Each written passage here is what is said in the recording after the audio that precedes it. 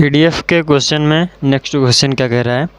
अगला क्वेश्चन ये है कि बोल रहा है किसी माध्यम में प्रकाश की चाल 1.5 × 10⁸ मीटर पर सेकंड माध्यम से वायु में जाने वाली किरण के लिए अक्रांतिक कोण का मान ज्ञात कीजिए।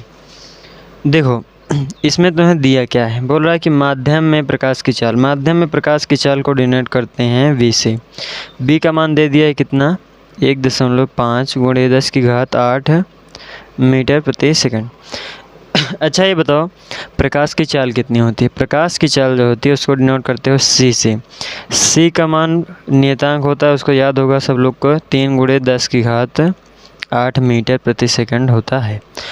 और मज़े की बात ये है कि क्रांतिक कोण को भी c से ही डिनोट करते हैं। किससे डिनोट करते हो, c से।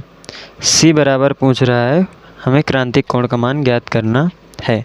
अच्छा क्रांतिक कोण का सूत्र क्या होता है, क्रांतिक कोण का सूत्र पहले समझ लो।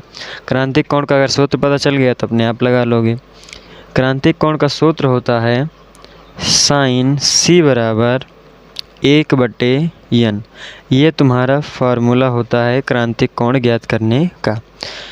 भैया इसमें n का मान तो कहीं दिख ही नहीं रहा है, तो n का मान हम इन दोनों से निकाल लेंगे। ये दोनों हमें दिए किस लिए हैं, n का मान निकालने के लिए। तो इन दोनों से एक फार्मूला बनता है जिसका नाम है n बराबर फार्मूला होता है c/v। तुम्हें c का भी मान पता है और b का भी मान पता है। c का मान दिया 3 × 10⁸, तो यहाँ पर लिखोगे 3 × 10⁸ बटे में क्या है v का मान दिया है 1.5 × 10⁸। 1.5 × 10⁸, 10⁸ से 10⁸ कट गया। 1.5 को भाग दोगे 3 में तो आएगा 2, भाग कर लेना। वैसे भी समझ सकते हो 1.5 दूनी होता है 3। n का मान कितना आ गया तुम्हारा, 2 आ चुका है। अब क्या कर दो, n का मान इसी सूत्र पर रख दो।